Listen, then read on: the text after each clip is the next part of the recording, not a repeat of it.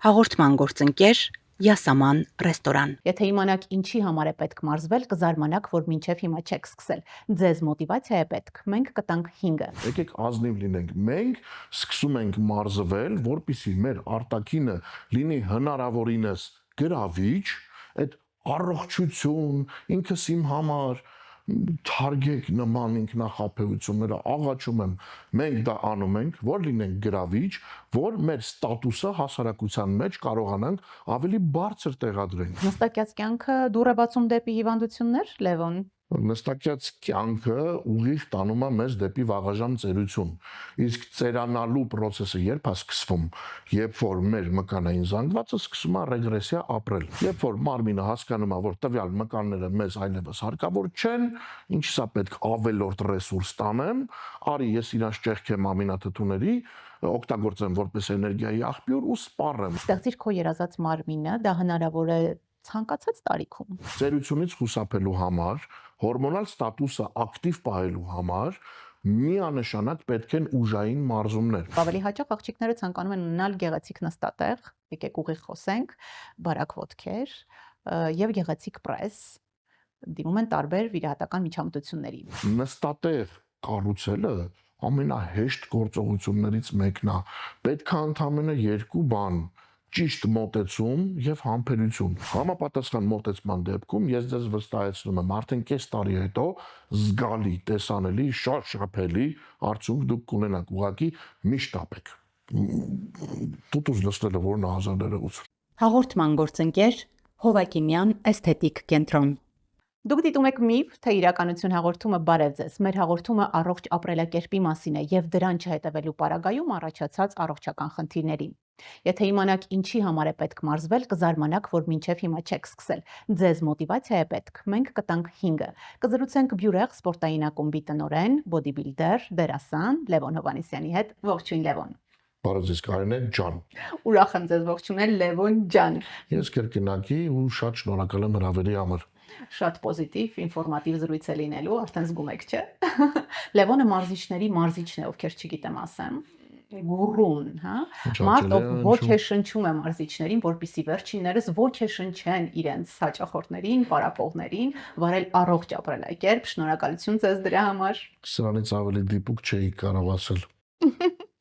Լավ, 5 մոտիվացիա ենք այսօր տալու, որպես կանոն ինչի համար են մարդիկ գալիս մարզասրահ Լևոն։ Այ ծանոթ արտահայտությունը 2 շաբթի օրվանից կսկսեմ։ Արչևում ամանոր է, ամանորից հետո հարսանիքի եմ պատրաստում, հա։ Մոտիվացիան ամենաառաջին նիհարելն է, որը պետք է լինի մոտիվացիան եւ այստեղ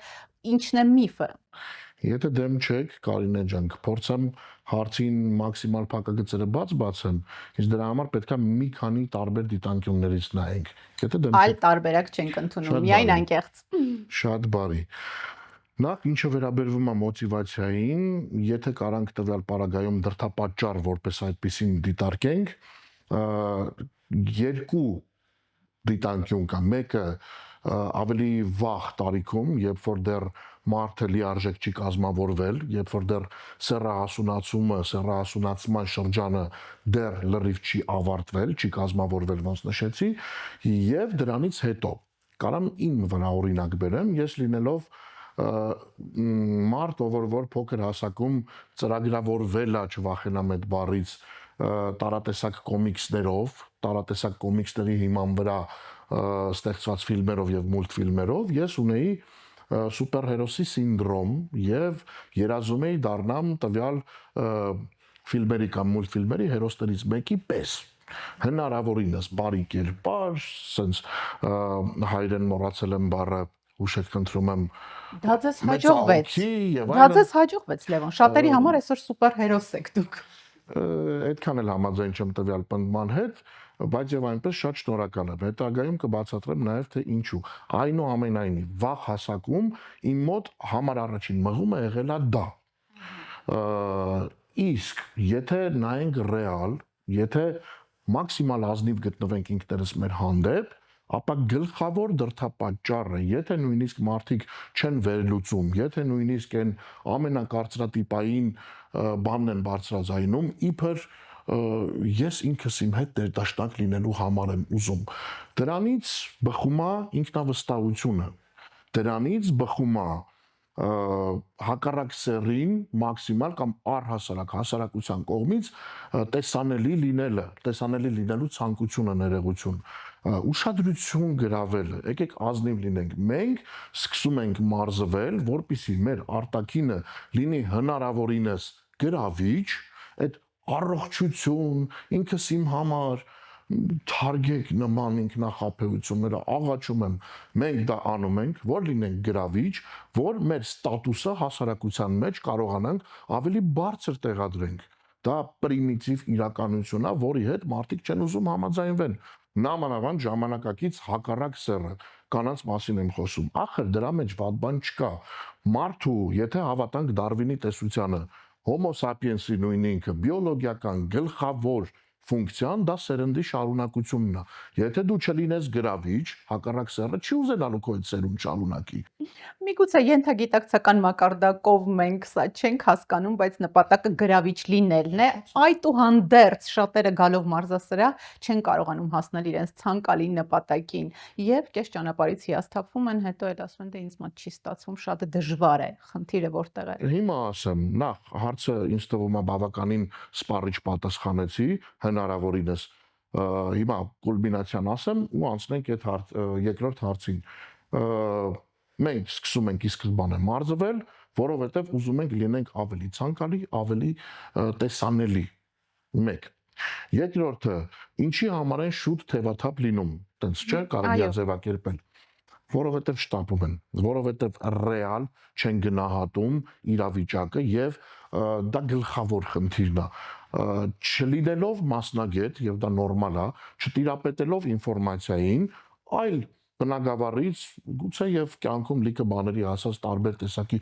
տարբեր ստատուսի ի վերջո մարդիկ գալիս են բավականին ոգևորված, ձեր ասած մոտիվացված, ինչը շատ լավ է, բայց երբեմն մեր այդ չարկատակա խաղում ոնց որ հենց տվյալ դեպքում էլ ու 1 գծիկ 2 ամիս հետո նայած անձնավորություն թևաթափ են լինում, որովհետև երբ որ մարդ դատարկ էնտուզիազմով լի գալիս է եւ զբաղվում է ինքնագործունեությամբ չդիմելով մասնագետի եկեք ընդունենք այն փաստը որ մեր օրերում ֆիթնես մարզիչ անհատական ֆիթնես մարզիչ մասնագիտությունը արդեն թափ է հավաքում շատ տրենդային է եւ ինչքան էլ որ սովորություն է բոլորի մոտ քննադատել հայկական շուկայի ֆիթնես մարզիչների պատրաստվածության մակարդակը ոչ այնքան այս պահին ոնց ասացիք պատրաստվածության մակարդակը այնուամենայնիվ հաշտվելով տվյալ իրականության հետ ես պնդում եմ որ այո կան նաև լավերը այո կան բավական կոմպետենտ մասնագետներ ովքեր բազում հարյուրավոր հազարավոր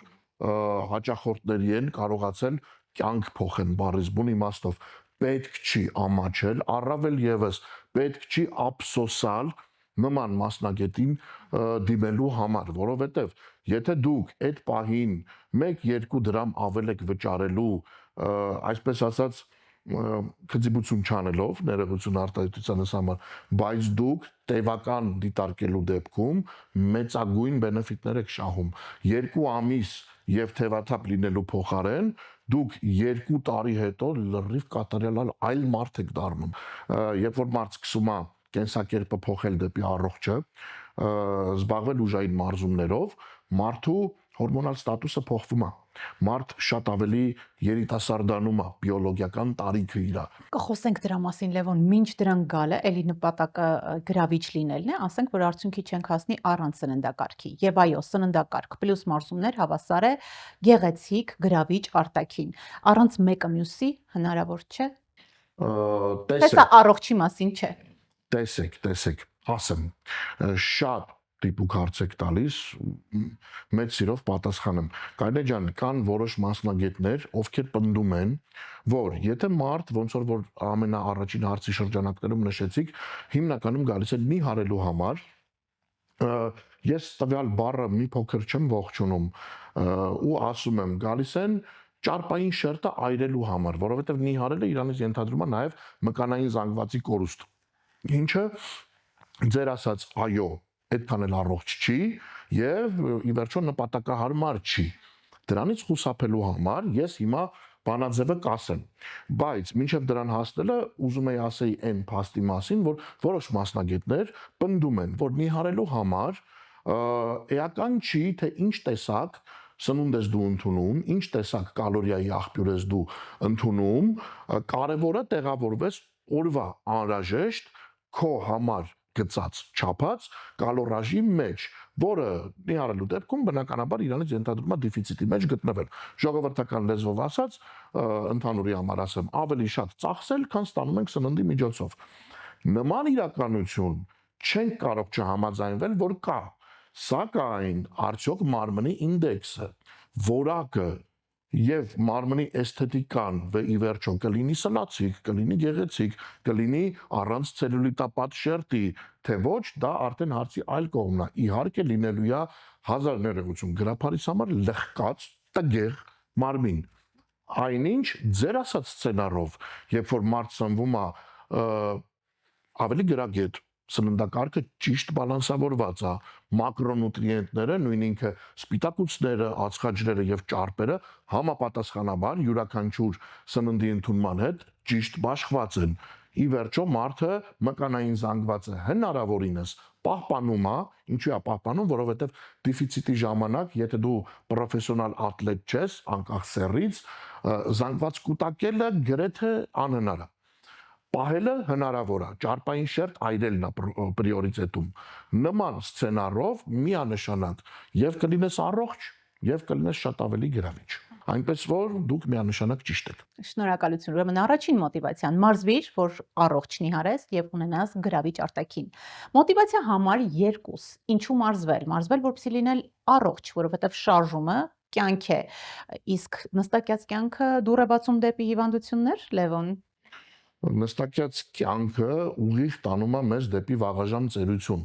Իսկ ծերանալու process-ը երբ է սկսվում, երբ որ մեր մկանային զանգվածը սկսում է ռեգրեսիա ապրել, այսինքն դեպի սարկոպենիա է տանում, այսինքն նույն ինքը սարկոպենիան դա այն հիվանդությունն է, որը որ ուղղորդվում է ուղիղ մկանների կորստով։ Երբ որ մարմինը հասկանում է, որ տվյալ մկանները մեզ այլևս հարկավոր չեն, ինչի՞ սա պետք ավելորդ ռեսուրս տանեմ, արի ես իրանց ճեղքեմ ամինաթթուների, օգտագործեմ որպես էներգիայի աղբյուր ու սպառեմ, որպեսզի հավելյալ սնունդ ընդունելու կարիք չունենամ, այսինքն չծանրաբեռնեմ օրգանիզմս, աղեստամոքսային համակարգս եւ այլն։ Դրա հետևանքով մեր հորմոնալ ստատուսը սկսում է քնել, մենք դադարում ենք լինել չվախենամ տվյալ բառից վտանգավոր, ճակերտավոր տվյալ դեպքում։ Ինչ է դա նշանակում։ Ինչքան քիչ տեստոստերոն, այնքան մենք ավելի քիչ վտանգավոր ենք։ Այսինքն, այնքան մենք ունակ չենք մրցելու։ Իսկ ինչ է իրանից ենթադրում մրցելը։ Լինել առաջնային գոտում, լինել ալֆա եւ ի վերջո շարունակել սերունդը։ Ձեր հասակում մենք դա անելու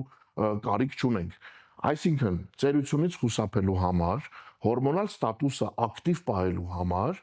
միանշանակ պետք են ուժային մարզումներ, որպեսզի մարմինը հասկանա, որ տվյալ մկանները մեզ օդի ջրի պես անհրաժեշտ են։ Ու խոսելով տեստոստերոնից, պետք է ընդգծեմ այն փաստը, որ տեստոստերոնը լինելով հորմոնների թագավորը, ճակերտավոր, արտադրվում է թե կնոջ, թե տղամարդու օրգանիզմում, եւ եթե կնոջ մոտ չկա պաթոլոգիա, եթե տվյալ տեստոստերոնը ռեֆերենտների սահմաններում է,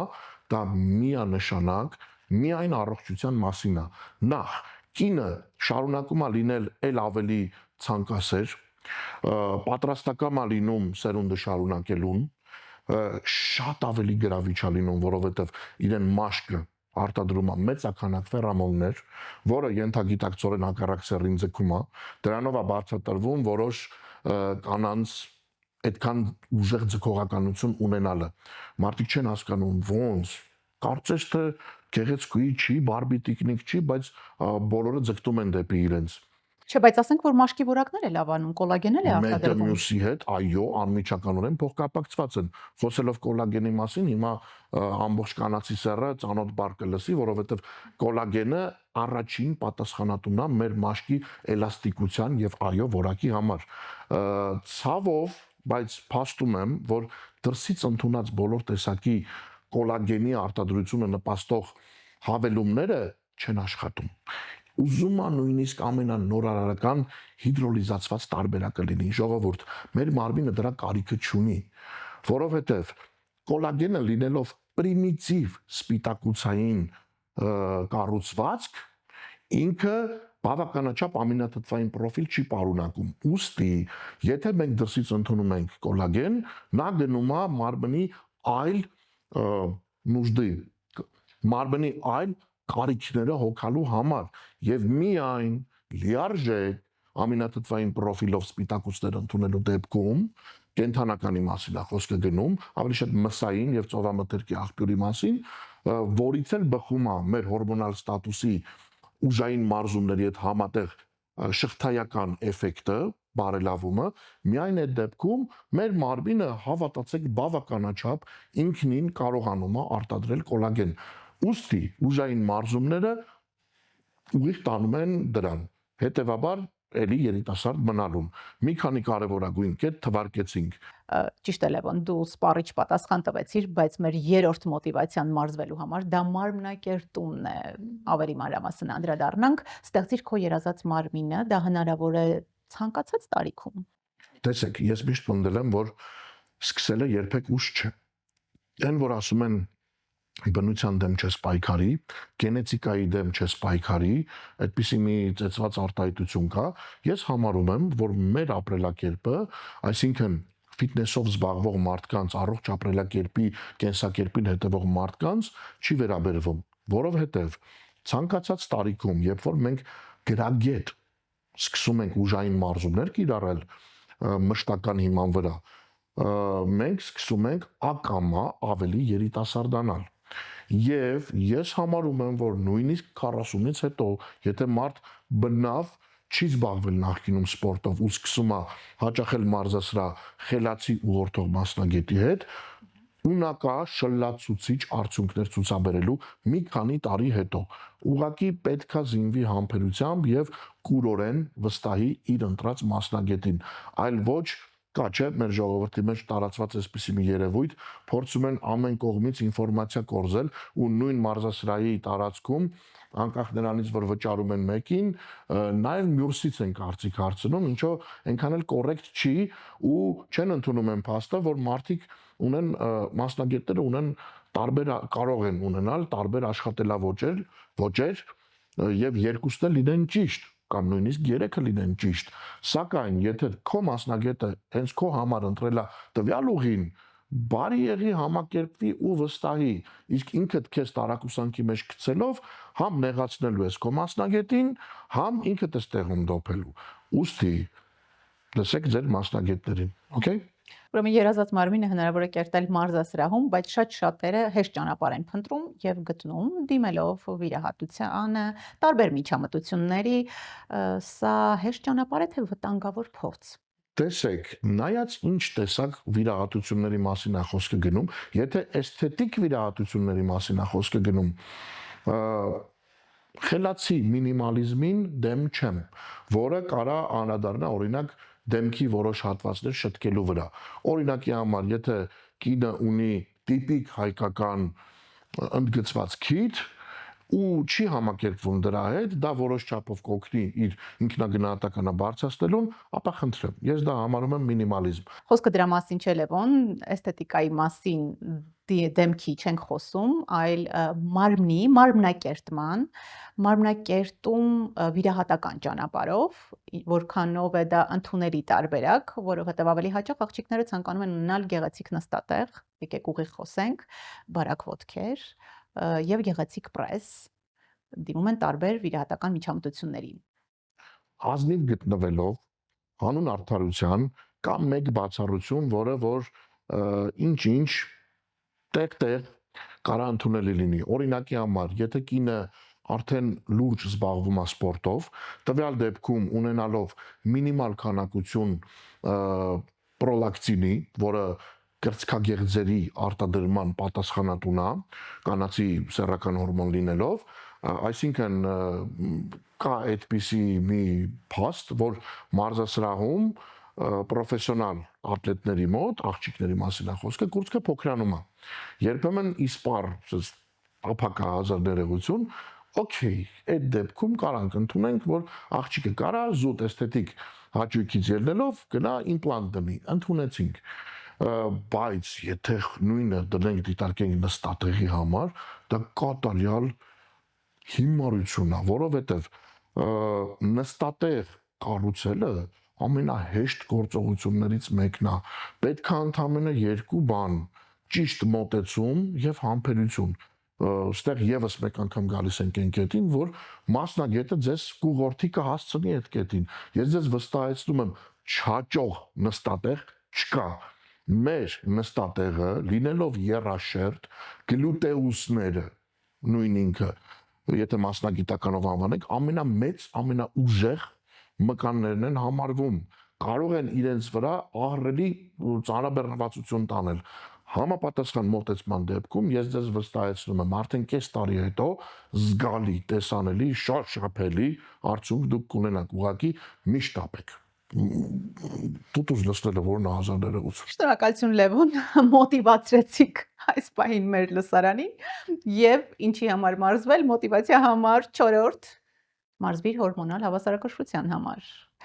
Քիչ բան կարող է ասել այս արտահայտությունը, տեսանելի դարձնենք անտեսանելին, ինչի պատասխանատ ունեն հորմոնները եւ ինչ մի ամբողջ հեղափոխություն կարող են դրանք անել մեր օրգանիզմում։ Քանի որ մենք արդեն մի քանի կետում ակամա բախվեցինք հորմոնների մասին խոսելուն, հիմա փորձենք փակագծերը շատ ավելի լավ բացենք, Կարինա ջան։ Ես միշտ պնդում եմ, որ մեր հորմոնալ համակարգը տալիս է կարգավորումներ նույնիսկ մեր խառնվածքին։ Ինչքան հորմոնալ համակարգում գերակշռում է տեստոստերոնի արտադրությունը, իսկ մենք ոնց նշեցինք, տեստոստերոնը տղամարդու գլխավոր սեռական հորմոնն է, որը լինելով բազմաֆունկցիոնալ, առաջին հերթին պատասխանատու է մարդու, շեշտում եմ, մարդու անկախ սեռից ամբիցիաների համար։ Եվ ամենակարևոր կետը շատերը սրա մասին չգիտեն։ Դոֆամինի արտադրությունը երջանկության հորմոններից, երջանկության գլխավոր նեյրոմեդիատորներից մեկի արտադրման գլխավոր հումքն է համարվում։ Այսինքն դոֆամինը տեստոստերոնից կախում ունի։ Ինչքան տեստոստերոնը շատ, այնքան մենք ավելի երջանիկ եւ ուրախ, այնքան մեր միտքը ավելի պայծառ, այնքան մեր ամբիցիաները ավելի շատ։ Իսկ մարդ վերադառնալով ծերանալուն, երբ է վերջնականապես գնում դեպի մահը, երբ որ այլևս նպատակներ չունի։ Քանի դեռ մարդ ունի նպատակ, իսկ ամբիցիաները ծնում են նպատակ։ Այդ մարդուն չեք կարող սպանեք, ոչ հոգեպես, ոչ առավել եւս ֆիզիկապես։ Ամեն ինչ կանի, որովհետեւ մրցակցության հորմոնն է տեստոստերոնը։ Այսինքն տեստոստերոնը դա լավ է միանշանակ։ Այստեղ կարևորը ճիշտ չափը չանցնելն է, որովհետև մեր մարմինը լինելով շատ խելացի համակարգ, տեստոստերոնի ավելցուկը կոնվերտացնում է դեպի կանացի սեռական հորմոն էստրոգեն։ Ինչա տեղի ունենում, տեստոստերոնը բարձրացավ, որոշ մասը կոնվերտացվեց ավելցուկը էստրոգենի, տղամարդը դառնում է ավելի զգայուն, իսկ քանի որ կանանց սեռական հորմոնները ունեն ավելորդ հեղուկ մարմնում պայելու միտում, մարդ սկսում է դա ուղիղ դեպի ճարպակալման եւ գինեկոմաստիան դա ոչ էսթետիկ մի երևույթ է, որը ուղղորդվում է կրծքագեղձերի աճով։ Այո, տղամարդկանց մոտ կանացի տիպի կրծքեր են առաջանում, որը մեղմ ասած տգեղ է։ Դա պահպանելու համար, այդ դրան չհասնելու համար պետք է սնվել մաքսիմալ առողջ, վերադառնալով մաքուր սննդակարգին, որովհետեւ կա չէ, այսպիսի մի տարածված փաստ, այո, դա փաստ է, որ օրինակի համար գարեջրի չարաշահումը բերում է կանացի տիպի կրծքի աճին։ Ինչի՞ց է դա, որովհետև գարեջուրը իր մեջ պարունակում է ուշադրություն ֆիտոէստրոգեններ։ Դա միֆ չի, դա փաստ է։ Ֆիտոէստրոգեններ կարող են իրենց մեջ պարունակել նաև վերամշակված բոլոր տեսակի սնունդները, պահածոները եւ այլն։ Դրանից խուսափելու համար սնվում ենք մաքսիմալ մաքուր եւ պահում մեր հորմոնալ ստատուսը բարձր, որից էլ բխելու է մեր թե երիտասարդ լինելը, թե երջանիկ լինելը, թե առհասարակ մեր կյանքի որակ։ Լևոն, իսկ սեռական կյանքում խնդիրներ ունեցող կանայք, տղամարդիկ կարող են իրենց խնդիրների լուծումները գտնել մարզասրահում։ Նայած խնդիր ասելով ինչի նկատի ունենք, եթե սեռական կյանքի բացակայությունը կարա լինի խնդիր, իսկ բացակայությունը ակտիվությունը, թե կանանց, թե տղամարդկանց մոտ։ միևնույն բանի մասին ենք խոսում, ես ձեզ ճիշտ հասկացա, միանշանակ այո, որովհետև ոնց նշեցինք, տեստոստերոնը լինելով բազմաֆունկցիոնալ, իր գլխավոր ֆունկցիաներից մեկը նաև մեր ցանկասիրությունը ապահովելն է։ Քանի որ տեստոստերոնը ինքը իրանով մարմնում պտտվելով կարող է տվյալ ֆունկցիան չկատարի, կան մի քանի այլ հորմոններ եւս, որոնք որ տեստոստերոնի բիոհասանելիությունը սահմանափակում են։ Հիմա շատ չխորանամ մասնագիտական, բայց դրանց նվազեցնելու եւ տեստոստերոնը բիոլոգիապես ավելի հասանելի դարձնելու համար, կոնվերտացնելու իրեն որպես ակտիվ տեսակ դիհիդրոտեստոստերոն, որը շատ ավելի ուղիղ է նպաստում մկանային աճին, իհարկե բացասական կողմեր էլ ունի շագանակագեղձի վրա ազդելու, սակայն adekvati սահմաններում բարձրացնելով մեր ցանկասիրությունն էլ աննկարագրելի բարձրանում է։ Դա տղամարդկանց տեսանկյունից, կանանց տեսանկյունից, քանի որ կանայք առաջին հերթին միշտ ոտքերի, այսինքն ստորին վերջույթների վրա են ուշադրությունը դնում եւ կոնքի հատվածի մկանները ներգրավում են միշտ վարժությունների մեջ տարատեսակ տքանիստերի տեսքով, տվյալ հատվածում արյան շրջանառությունը բարելավելով, այո, իրենց ցանկասիրությունն էլ իրենց հերթին է բարձրանում եւ ասեմ ավելին, բոլորը լսած կլինեք կեգելի վարժությունների մասին, որոնք որ կանանց հատուկ օգնում են կոնքի ներքին մկանները ամրապնդելու, որն էլ ուղիղ սեռական ակտի ժամանակ հեշտացնում է կնոջը բավարարվածության, այսինքն օրգազմի հասցնելու process-ը։ Շատ կանանց մոտ դա մեծագույն խնդիր է։ Ես պնդում եմ, ինչքան գինեկոլոգներ կուզենի մեջ չհամաձայնվեն, սակայն կան գինեկոլոգներ, ովքեր զբաղվելով ինտեգրատիվ բժշկությամբ իմ հետ համաձայն են եւ իմ հետ համընթաց պնդում են, որ տարատեսակ տքանիստները քաշով խելամտի սահմաններում շատ ավելի էֆեկտիվ են կոնքի ներքին մկանները ամրապնդելու գործում, քան նույն կեգելի նույնիսկ հատուկ գործիքներով, շատերը դրա մասին էլ գիտեն, վարժություններից շատ ավելի էֆեկտիվ են։ Ուստի ոնց պտտվում ես, միանշանակ ուժային մարզումները ավելի առջևում են գտնվում։ Շնորհակալություն։ Կարող ենք ասել, որ մարզումները նաև օգնում են մեզ լինել սթրեսակայուն։ Մենք հաճույք ենք ստանում ոչ թե ուտելուց, այլ մարզասրահ հաճախելուց եւ հենց այս զգացողությունն է մեզ անընդհատ ուրախությամբ, մեծ ցանկությամբ բերում մարզասրահ։ Ինչ է կատարվում օրգանիզմում, սա ինչ քիմիա է։ Չեմ կարող չհամաձայնվել ուժային վարժությունների ժամանակ, երբ որ գալիս է համապատասխան շեմը, երբ որ մարդ այլևս դժվարանում է վարժությունը ակետից բեկետ տեղափոխի, բիոմեխանիկայի ընթացքում սկսում է ռիթմը դանդաղել եւ դա կոչվում է լակտատի շեմ։ Լակտատը դա կատնաթթվի արտադրությունն է մկաններում, որը ուղղորդվում է աննկարագրելի մկանային ցավով, այրելու զգացողությամբ։ Եվ եթե մեր մարմինը որպես պաշտպանողական ռեակցիա հետեւյալ քիմիական, կենսաքիմիական process-ը գործի չդնի, խոսքը էնդորֆինների արտադրության մասին է, մարդը շատ հնարավոր է կոմայի մեջ ընկնի ցավից ու էլ հետ բերել չլինի։ Էնդորֆինները մեզ այդպիսի sense հաճելի ռելաքս, մաքսիմալ նույնիսկ էյֆորիկ վիճակ ապարգևելով, իրանց ֆունկցիան մենակ դրանում չի կայանում, իրանք ուղիղ ցավազրկող ազդեցություն են թողնում եւ մարմինը պարբերաբար արտադրելով տվյալ էնդորֆինները սովորում է, որովհետեւ տեսեք, մարզումը ինքնին ստրես է։ Ստրեսային վիճակում ադրենալինից հետո շղթայական ռեակցիայով գնում է էնդորֆինների արտադրությունն էլ, որովհետև ադրենալին մակերի կամները սկսեցին աշխատել, ագրեսիվացար, դող է ընկնում մեջը, բալանսի բերելու համար նույնպես արտադրվում են էնդորֆիններ։ Ստրեսային իրավիճակ մարմինը հիշում է եւ դու շատ հեշտությամբ կարողանում ես ավելի ստրեսակայուն լինես տվյալ դեպքերում, գիտակցաբար դրան մոտենալով։ Իսկ եթե դու դրան չես տիրապետում, եթե մարմնիդ համար տվյալ process-ը դեռևս խորթ է, դու կարաս ադրենալինի ազդեցության տակ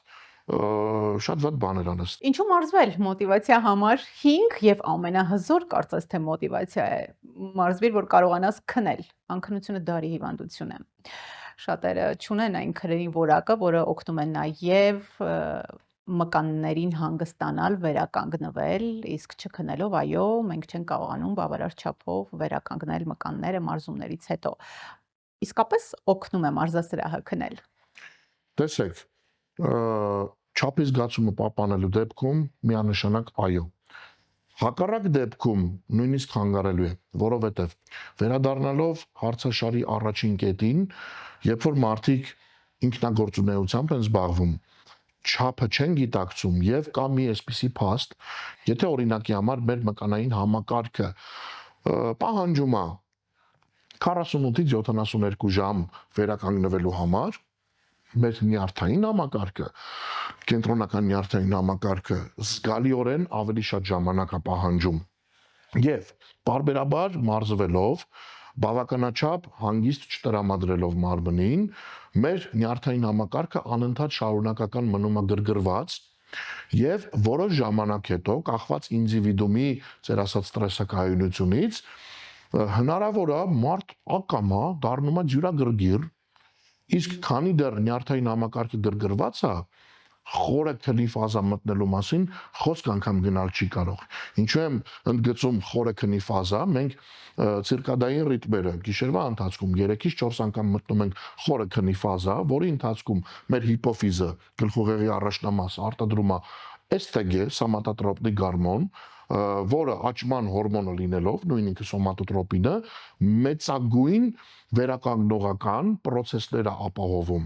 ճարպային շերտի այրում է ապահովում, անաբոլիզմ է ապահովում, այսինքն մնացած հյուսվածքների աճը, վերականգնողական պրոցեսը որպես այդպեսին տեստոստերոնին համընթաց։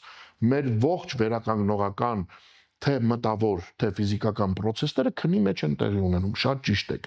Եթե չափը անցավ մարդ, ներվայնանալու եք, տնեցիների հետ անընդհատ վիճապ բանվելու եք, մի սեղանի շուրջ չեք կարողանալու հաց ուտեք, որտեվ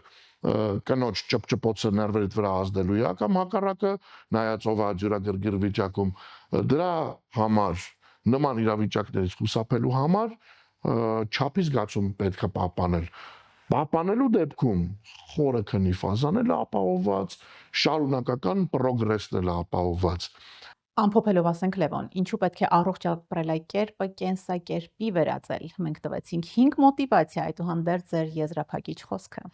Եկեք ստեղ մի հատ պարադոքսալ բան ասեմ, վերաբերվող մոտիվացիային։ Ամբողջ թողարկումը մոտիվացիայի մասին էր, բայց ժողովուրդ, մոտիվացիան լավ բան չի։ Ամենայն անկեղծությամբ եմ ասում, ինչու, որովհետև այն ստաբիլ չի։ Ոչ մի դեպքում, ինքը սիրոպես մի բան է, այսօր կա, վաղը չկա։ Շատ ավելի ճիշտ ուղի է կարգապահությունը,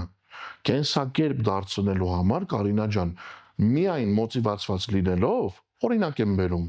ես եմ պատանի հասակում բոլորին հայտնի 90-ականների սերնդի մասին է խոսքը, Ռոքի ֆիլմն եմ դիտել, մեծագույն լիցք եմ ստացել, մոտիվացվել եմ ու սկսել եմ հաճախել մարզասրահ բարձր արդյունքների հասնելու, աշխարհ գրավելու համար։ Մի ամիս հետո այդ մոտիվացիան կորավ։ Ես էլ չեմ հիշել ուղի եմ սկսել։ Իսկ եթե մենք մեր մեջ կարողանում ենք կարգապահություն ձևավորենք, այսինքն ինքնահրամանով զբաղվելով, մեր մարմինը վստահելով նույն մասնագետինով, որ հարկ եղած դեպքում վզակոթին էլ կտա, նստատեղին էլ կտա, կստիպի շարունակել են ինչի համար որ սկսել ենք։ Ցավոք այսօր մասնագետներին որպես կոմերցիա են դիտարկում, բայց ճիշտ առաջնորդը կարա հրաշքներ գործի, ես ձեզ վստահեցնում եմ։ Կարգապահություն ձեր մեջ սերմանելով, որ անկախ ամեն ինչից պետք է։ Չես ուզում, պետք է։ Հավես չունես, պետք է։ Դա դառնում է կենսակերպ եւ երբ որ մոտիվացիայի ալիքները նորից հետ են գալիս, դու ինքդ քեզ այնքան շնորհակալ ես լինում, որ Կաչելիայի ժամանակ, երբ որ դու ներքևում էիր, ալիքը ներքևում էր անկման ժամանակ, դու թևաթափ չես եղել, շարունակել ես անել այն ինչ անում ես ու մնացածից ովքեր որ թևաթափ են եղել, շատ ավելի արժևում ես։ Այնպես որ կարգապահություն, այլ ոչ մոտիվացիա։ Շնորհակալություն, այսպեսին էր Լևոն Հովանեսյանը, բոդիբիլդեր, դերասան, բյուրեղ սպորտային ակումբի տնօրեն, ինֆորմատիվ զրույց ստացվեց, շատ շնորհակալ եմ Լևոն։